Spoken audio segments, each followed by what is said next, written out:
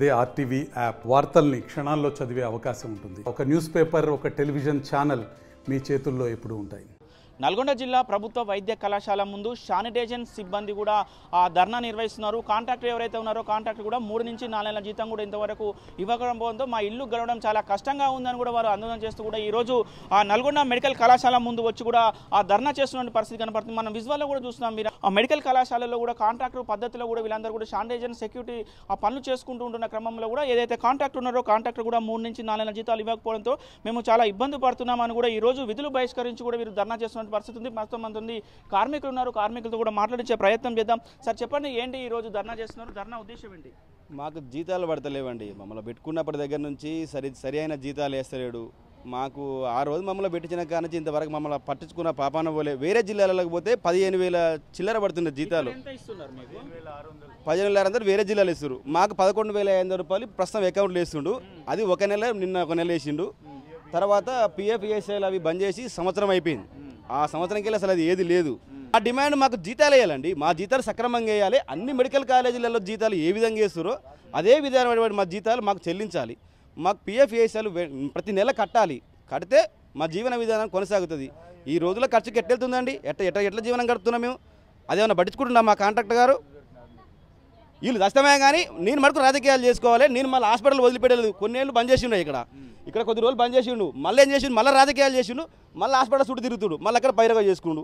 ఇక్కడ పైరగా చేసుకుని మళ్ళీ ఇప్పుడు మాకు కావాలని చూస్తున్నాను. కానీ మరి నేను 40 మందిని పెట్టించాను కదా, మరి ఇలా జీవితాలు ఏమైపోవాలి అనేది పక్కకు వచ్చిండు. ఇలా నెత్తిన కాలు పెట్టి మళ్ళీ టెండర్ కోసం మళ్ళీ దీన్ని పైరగా చేసుకుంటున్నాను ఇప్పుడు. రైట్. మరికొంతంగా కాంట్రాక్టర్ మీరు అడిగినప్పుడు కూడా మాకు జీతాలు రావట్లేదు అని అడిగినప్పుడు కూడా కాంట్రాక్టర్ ఎలాంటి సమాధానం చెప్తున్నాడు? ఎట్లా ఉండకూడదు? ఇప్పుడు గంటల్లో పడతాయి, 2 గంటలలో పడతాయి. ఒక 3 రోజులు వస్తుంది. గంటలో పడతాయి, 2 గంటలలో పడతాయి. మీరు పడ్డదాంకల్లో ఎవరికి ఒక నెల పడ్డది ఫస్ట్. మళ్ళీ ఇంకో 2 నెలలు అది సగం మందికి పడ్డాయి, సగం మందికి పడలేదు. మళ్ళీ ఇంకో నెల వేస్తుంటే అది వేయలే. అందువల్ల మళ్ళీ మేము అది వేసిందాక మాకు సరైన బాధ్యత వహించిందాక మేము ఇట్నే కూర్చుంటున్నామని. మరికొంతమంది ఉన్నారు, వాళ్ళతో కూడా మాట్లాడించే ప్రయత్నం చేద్దాం. మహిళలు ఉన్నారు, ముఖ్యంగా కార్మికులు ఉన్నారు, వాళ్ళతో కూడా మాట్లాడించే ప్రయత్నం చేద్దాం. చెప్పమ్మా, నీకు ఎన్ని నెలల నుంచి జీతం? మాకు 3 నెలల జీతం రావాలండి. ఇప్పుడు 3వ నెల నడుస్తుంది. ఇప్పుడు కొంతమందికి వేసిండు, కొంతమందికి వేయలేదు. ఏప్రిల్ జీతం కొంతమందికి వేసిండు, వేయలేదు. మే జీతం వేస్తానని 3 రోజుల నుంచి చెప్తుండు. 3 రోజులలో కొంతమందికి వేసిండు, మాకు జీతమే పడలేదు. ఇప్పుడు 2 నెలల జీతం, ఇది 3వ నెల నడుస్తుంది, రన్ అవుతుంది. 3 నెలల జీతం రావాలి. పాత ఏజెన్సీ జీతం 1.5 జీతం రావాలి. మేము ఇక్కడ లోకలే సార్, లోకలే ఇల్లు వెళ్ళని పరిస్థితి, ఏం కొనలేని పరిస్థితి. ఎట్లా వెళ్ళాలి? తెచ్చుకుని తినే ఎవరికి ఎట్లా ఇవ్వాలి? ఎక్కడ తెచ్చి ఇవ్వాలి? తెచ్చి ఇవ్వట్లేదు. మరి వాళ్ళు వేయట్లేదు. వేస్తామని 3 రోజుల నుంచి కూర్చోబెట్టిండు. కొంతమందికి వేసిండు, మాకు అసలు పడలేదు. 3 నెలల నుంచి జీతాలు రాకపోతే ఇల్లు ఏ విధంగా గడుస్తుందమ్మా? గడవట్లే సార్, గడవట్లే. తెచ్చుకున్న వాళ్ళకి ఏం సమాధానం చెప్పం మేము? తెచ్చుకున్న దగ్గర కూరగాయలు లేవు, ఉన్నది వేసుకొని వస్తున్నాం. జీతాలు కావాలి సార్, మరి ఏమి తిని వస్తారు? ఎట్లా ఇంట్లో ఎట్లా వెళ్తుంది? మరి ఇంట్లో కూడా ఫోన్ చేసిన సార్, వేస్తామంటారు కానీ వేస్తలేరు సార్. ఇంకెంత 20 రోజుల నుంచి రావాలండి. సాయి సెక్యూరిటీ ఏజెన్సీ మాత్రం నెల 20 రోజుల్లో పైసలు రావాలి. అవి అడిగితే సాయి సెక్యూరిటీ వాళ్ళని మా ఇంట్లోకి వచ్చి పని చేస్తున్నారా అని మాట్లాడింది మేడం. మాకు నెల జీతం నెల మీద 20 రోజుల్లో పైసలు రావాలి మేడం.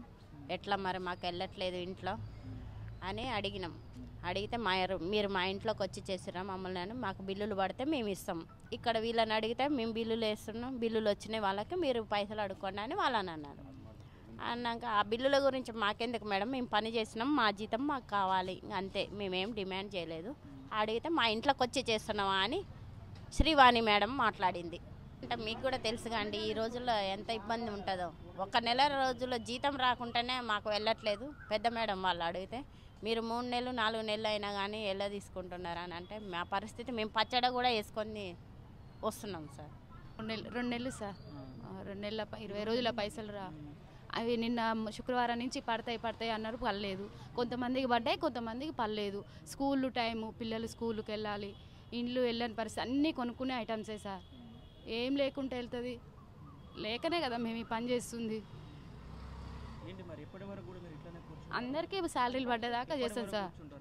అందరికి పడాలి కదా సార్ 2 నెలలు పడే వరకు కూర్చుంటాం పడే వరకు ఎన్ని రోజులైనా కూర్చుంటాం మాట్లాడినాం సార్ మాట్లాడితేనే ఇప్పుడు పడతాయి అప్పుడు పడతాయి 5 నిమిషాల్లో పడతాయి 10 నిమిషాల్లో పడతాయి అని శుక్రవారం నుంచి శనివారం వరకు కొంతమందికి వేసిరు కొంతమందికి వేయలే ఇంకా నెలలు వెళ్ళి 3వ నెల నడుస్తుంది పాత ఒక 2 నెలల జీతాలు మనిషి 10,000 వస్తాయి సార్ అవి ఒక 2 నెలలు అయ్యి 10 రోజులు తక్కువ 2 నెలల జీతాలు అవి రావాలి మనిషికి 10,000 రావాలి ఇవి 2 నెలలు వెళ్ళి 3వ నెల కూడా వస్తుంది ఇంకా 10 రోజులు అయితే 3 నెలలు వెళ్తాయి మాకు ఇంతవరకు జీతం వేయలేదు నిన్న 3 రోజులు ధర్నాకు కూర్చుంటే కొంతమందికి వేసిండు కొంతమందికి వేయలేదు జీతం ఒక నెల వేసిండు అవి కూడా 2 నెలలు ఈ మనిషికి అందరికి వేస్తానని చెప్పి ఒక నెల కూడా సగం మందికి వేసిండు సగం మందికి వేయలేదు అందుకే మేము అందరికీ 2 నెలల జీతాలు పడ్డదాకా మీ ధర్నా కొనసాగుతుందని రావాల్సిన 3 నెలల జీతాలు కూడా ఇవ్వాలని కూడా కోరుతున్నారు అదేవిధంగా వేరే జిల్లాలలో కూడా ఏ విధంగా అయితే ఆ శాలరీలు పెరిగిన శాలరీలు ఉన్నాయో ఆ శాలరీలు కూడా ఇవ్వాలని కూడా వీరు కోరుతున్న పరిస్థితి కనబడుతుంది పెరిగిన శాలరీలు ఏమో కానీ ఉన్న జీతాలు మాత్రం 4 నెలల నుంచి ఇవ్వాల్సిన జీతాలు మాత్రం ఇప్పటివరకు ఇవ్వట్లేరు ఇప్పటికైనా కాంట్రాక్టర్ స్పందించి మా జీతాలు మాకు ఇవ్వాలని కోరుతున్నారు ఒకవేళ కాంట్రాక్టర్ కనుక ఈ రోజు కానీ స్పందించి జీతాలు ఇవ్వకపోతే మనం ఎట్టి పరిస్థితుల్లో కూడా మేము విధుల్లోకి హాజరు కామని కూడా వీరు పెద్ద ఎత్తున ఆందోళన చేస్తూ కూడా మెడికల్ కళాశాల ముందు కూడా ధర్నా చేస్తున్న పరిస్థితి కనబడుతుంది మరిన్ని వీడియోస్ కోసం ఛానల్ ని సబ్స్క్రైబ్ చేయండి లేటెస్ట్ అప్డేట్స్ కోసం వాట్సాప్ ఛానల్ ని ఫాలో చేయండి అండ్ లింక్ డిస్క్రిప్షన్ లో ఉంది.